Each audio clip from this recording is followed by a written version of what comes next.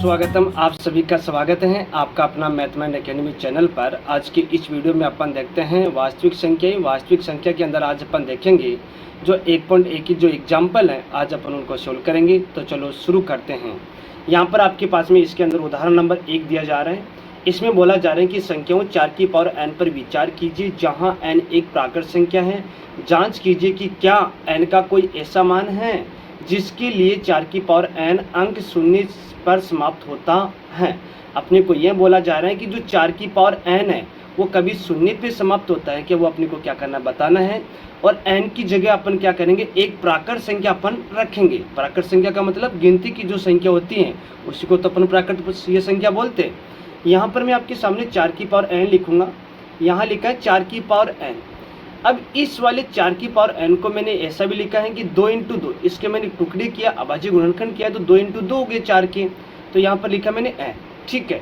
अब यहाँ पर n की जगह अपन क्या रखेंगे, मान पुट करेंगे 1 2 3 और डॉट डॉट अनंत तक अपन क्या करेंगे, यहाँ पर अपन मान पुट करेंगे। तो मैंने क्या किया है कि पहले n बराबर रखा है यहाँ पर 1 रखने पर तो यहाँ पर आपके पास में क्या प्राप्त हुआ, 4 की पावर 1 बराबर में 2 इंटू 2 की पावर यहाँ पर आपके पास में कितना हुआ 1। 4 की पावर 1 का मतलब 4 बराबर 2 इंटू 2 कितना हुआ 4। इसी प्रकार से n बराबर 2 रखने पर तब यहाँ पर आपके पास में क्या बना, 4 की पावर 2 बराबर में 2 इंटू 2 की पावर यहाँ पर मैं आपके सामने लिखूंगा 2, ठीक है। अब 4 की पावर 2 का मान कितना हुआ 16 बराबर 2 इंटू 2 कितना हुआ 4। 4 की पावर 2 का मान कितना हुआ 16। अब यहाँ पर मैंने आपके सामने 2 मान पुट किया, मेरे पास में ये शून्य पे समाप्त नहीं हो रहा। तो इसका रीज़न ये है कि यहाँ आपके पास में या तो किसी भी संख्या को गुणा करने पे क्या आना चाहिए 10 आना चाहिए, तब शून्य पे समाप्त हो रहा है, या आना चाहिए 2 इंटू 5, तब आपके पास में कितना बनेगा 10 बनेगा। या तो ये गुणा के अंदर 10 आना चाहिए या 2 इंटू 5 के रूप में आपके पास में कोई कंडीशन आनी चाहिए, तब वो शून्य पे समाप्त होता, ठीक है। यहाँ पर अपने पास में नहीं है तो अपन क्या लिखेंगे, यहाँ पर मैं आपके सामने लिखूंगा कि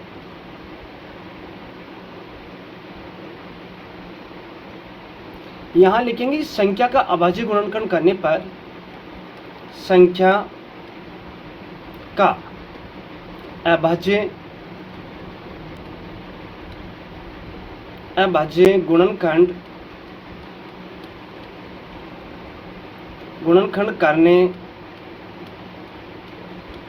संख्या का अभाज्य गुणनखंड करने पर 2 की पावर m इंटू 5 की पावर n के रूप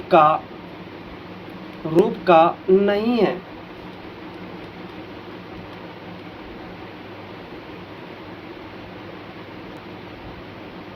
इसलिए 4 की पावर n कभी भी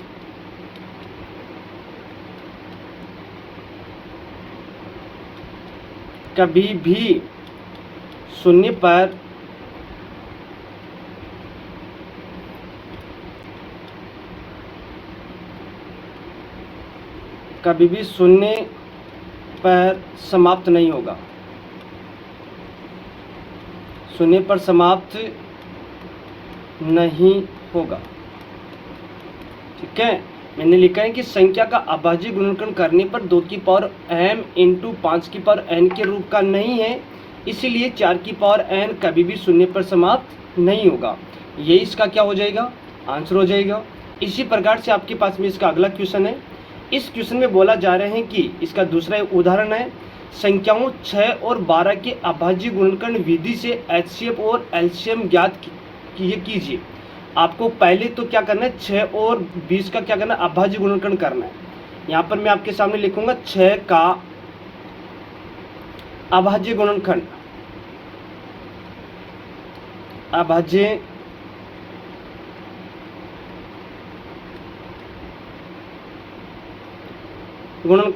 क्या हो जाएगा 2 इंटू 3, ये तो होगा।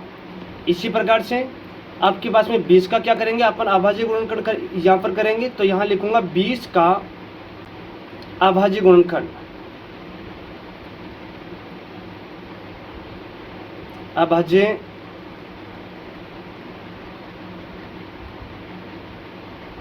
अभाज्य गुणनखंड क्या हो जाएगा, यहाँ पर अपन लिखेंगे 2 × 2 और इंटू में 5, 500 का 20 हो गया। अब अपने को क्या करना है, पहले तो इसका एचसीएफ निकालना है। यहाँ पर अपन क्या करेंगे, यहाँ पर आपको लिखना है 6 और 20 का एचसीएफ। यहाँ पर आपके पास में इन दोनों के अंदर जो कॉमन है, जो उभयनिष्ठ है, वो आपको देखना है। तो यहाँ पर आपके पास में इसके अंदर कॉमन आ रहा है, ये वाली चीज़ आ रही है 2, इसमें भी 2 हैं, ठीक है। इसका एचसीएफ तो क्या हो गया, आपके पास में 2 हो गया। अब अपन क्या करेंगे, यहाँ पर इसका एलसीएम भी निकालेंगे। यहाँ लिखेंगे 6 और 20 का एलसीएम। यहाँ पर आपके पास में क्या होगा, अब एलसीएम के अंदर आपको क्या करना है कि दोनों कंडीशन के अंदर जो आपके पास में संख्या है वो कंप्लीट लेनी है। तो यहाँ लिखेंगे 2 × 2, यहाँ पर 2 बार 2 आ रहे हैं, इंटू में फिर आपके पास में कितना आ रहा है, 3 आ रहा है, इंटू में 5।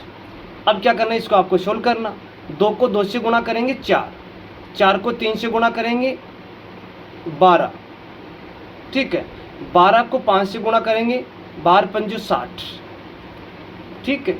यही इसका क्या हो जाएगा, आंसर हो जाएगा। इसी प्रकार से आपके पास में इसका अगला क्वेश्चन है।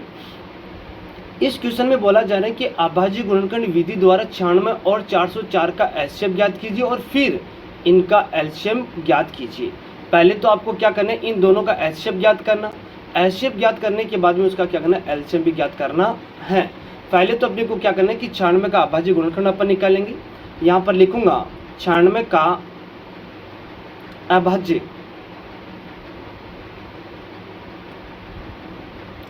गुणनखंड।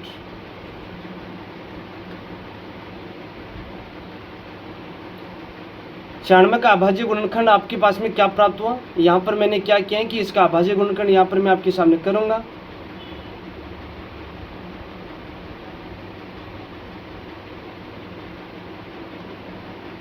तो मेरे पास में पहले तो यहाँ पर मैं आपके सामने लिखूंगा 96, ठीक है। अब इसके अंदर मैं आपके सामने पहले तो 2 का भाग दूंगा। यहाँ पर हो गया आपके पास में 4 और यहाँ पर हो गया 8। फिर अपन क्या करेंगे, 2 का भाग देंगे। यहाँ पर आपके पास में हो जाएगा 2, यहाँ पर हो जाएगा 4। फिर अपन 2 का भाग देंगे, यहाँ पर हो जाएगा 12 और फिर अपन 2 का भाग देंगे, यहाँ पर हो जाएगा आपके पास में 6। फिर 2 का भाग देंगे, यहाँ हो जाएगा 3। उसके बाद में अपन क्या करेंगे, फिर से इसके अंदर 3 का भाग देंगे, तो यहाँ पर आपके पास में आया 1।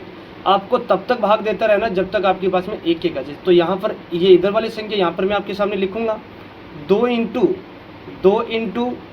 × 2 कितनी बार है, 1 2 3 4 5 बार है, ठीक है, और इंटू 3। इसी प्रकार से आपको क्या करना है, 404 का भी आपको क्या करना है, अभाज्य गुणनखंड आपको करना है। यहाँ पर लिखूंगा मैं 404 का अभाज्य गुणनखंड, अभाज्य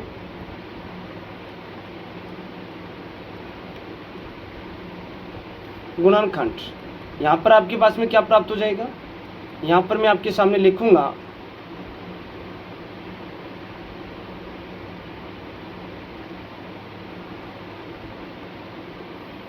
अब मैंने पहले आपके सामने यहाँ पर लिखा है 404। पहले तो इसके अंदर भाग जा रहा है 2 का, यहाँ पर हो जाएगा 202। फिर अपन क्या करेंगे, 2 का फिर से भाग देंगे, तो यहाँ पर आपके पास में हो जाएगा 101, ठीक है। अब 101 के अंदर अपन 101 का भाग देंगे, तब आपके पास में आ रहा है 1, ठीक है। यहाँ पर अपन क्या लिखेंगे, 2 × 101, ये तो लिखेंगे। अब 96 और यहाँ लिखेंगे 96 और 404 का HCF। यहाँ पर आपके पास में क्या हो जाएगा, इन दोनों के अंदर आपको क्या करना है, कॉमन देखना है। तो यहाँ पर आपके पास में कॉमन क्या होगा, यहाँ पर 2 आ रहा है, यहाँ पर 2 आ रहा है, एक तो 2 ये हो गया, इंटू में 1 यहाँ पर आपके पास में कॉमन आ रहा है, ठीक है, यही तो आ रहा है। यहाँ पर भी अपन लिख देंगे 2, या मैं आपके सामने ऐसा लिख देता हूँ, इसके अंदर एरो लगा देता हूँ ताकि आपके समझ में आ जाए। एक तो ये वाला इसमें कॉमन आ रहा है, ठीक है, एक यहाँ पर आपके पास में इसके अंदर कॉमन आ रहा है, और इसमें और कोई कॉमन है यार, तो यहाँ पर मैंने लिख दिया 2 × 2। अब इसका आंसर आपके पास में कितना हो जाएगा, 2 को 2 से गुणा करेंगे हो जाएगा 4। अब अपन क्या करेंगे, 96 और 404 का LCM। यहाँ पर अपन क्या करेंगे, इसके अंदर जो कंप्लीट संख्या है उसको अपन लिखेंगे। अब पहले तो यहाँ पर आपके पास में 2 कितनी बार है वो आपको देखना, दोनों के अंदर देखना है 2 कितनी बार आ रहा है। 1 2 3 4 5 बार आ रहा है। यहाँ लिखेंगे 2 × 2 × 2 × 2 × 2, 4, ये 5 बार हो गया। एक इसमें आ रहा है 3, ठीक है यहाँ, और ये नीचे वाले के अंदर आपके पास में आ रहा है 101 आ रहा है। अब मैंने आपके सामने 2 को 2 से गुणा किया, कितना हुआ 4, 4 को मैंने 2 से गुणा किया 8, 8 को मैंने 2 से गुणा किया 16, 16 को मैंने 2 से गुणा किया 32, और 32 को मैंने क्या किया है कि 3 से गुणा किया, तो मेरे पास में ये प्राप्त हुआ 96। 96 इंटू में मैं लिखूँगा 101। अब 96 को और 101 को गुणा अपन करेंगे तो कितना हो जाएगा, 96 और 96 हो जाएगा, कहने का 9696 हो जाएगा। यहाँ पर लिखेंगे 9696, ठीक है। ये इसका क्या हो जाएगा, एलसीएम हो जाएगा। ये तो अपने को बताना था, एक तो अपने को क्या बताना था यहाँ पर, एक तो एलसीएम बताना था और एक आपको क्या बताना था, एचसीएफ बताना था। तो मैंने आपके सामने यहाँ पर दोनों मान मैंने निकाला, ये इसका क्या हो जाएगा, आंसर हो जाएगा। इसी प्रकार से आपके पास में इसका अगला क्वेश्चन है। इस क्वेश्चन में बोला जा रहा है कि संख्या 6 और 72 और 120 का अभाज्य गुणनखंड विधि द्वारा एचसीएफ और एलसीएम ज्ञात कीजिए। आपको क्या करना है कि पहले तो 6 का अभाज्य गुणनखंड निकालना है। तो यहाँ पर लिखूंगा मैं 6 का अभाज्य गुणनखंड, अभाज्य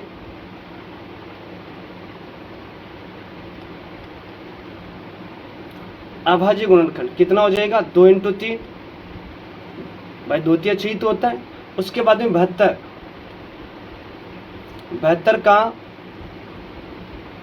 अभाज्य गुणनखंड, अभाज्य गुणनखंड यहाँ पर आपके पास में कितना हो जाएगा। यहाँ पर अपन क्या करेंगे, इसका अभाज्य गुणनखंड अपन निकाल ही लेते हैं। मैं आपके सामने यहाँ पर लिखूंगा 72। पहले तो मैंने आपके सामने 2 का भाग दिया तो आया मेरे पास में 36, फिर मैंने 2 का भाग दिया तो यहाँ पर आया 18, फिर मैंने आपके सामने 2 का भाग दिया तो आया यहाँ पर 9, फिर 2 का भाग नहीं, 2 का जाएगा नहीं, 3 का देंगे आएगा 3, फिर 3 का देंगे आएगा 1। आपको इधर वाली संख्या लिखनी है, क्या हो जाएगा, 2 तो आपके पास में 3 बार आ रहा है और 3 आपके पास में 2 बार आ रहा है। तो यहाँ लिखेंगे 2 × 2 × 2 इंटू में 3 × 3, ये तो होगा। उसके बाद में अपन क्या करते हैं, इस 120 का भी अपन अभाज्य गुणनखंड निकालेंगे। यहाँ लिखूंगा 120 का अभाज्य गुणनखंड, अभाज्य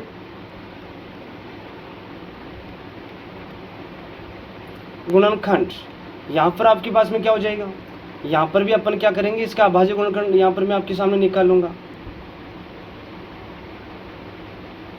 यहाँ पर अपन क्या लिखेंगे, 120 लिखेंगे। 120 के अंदर पहले 2 का भाग देंगे, कितना हो जाएगा 60, फिर 2 का भाग दिया, यहाँ पर हो गया 30, फिर मैंने 2 का भाग दिया, यहाँ पर हुआ 15, अब फिर 3 का भाग जा रहा है तो यहाँ पर लिखा कितना 5, फिर 5 का भाग जा रहा है तो यहाँ लिखेंगे 1, ठीक है। अब क्या करेंगे, अपन इधर वाली संख्या लिखेंगे तो यहाँ लिखेंगे 2 × 2 × 2 इंटू में 3 × 5, ये तो लिखा है। अब आपको क्या करना है, यहाँ लिखना 6, 72 और 120 का HCF।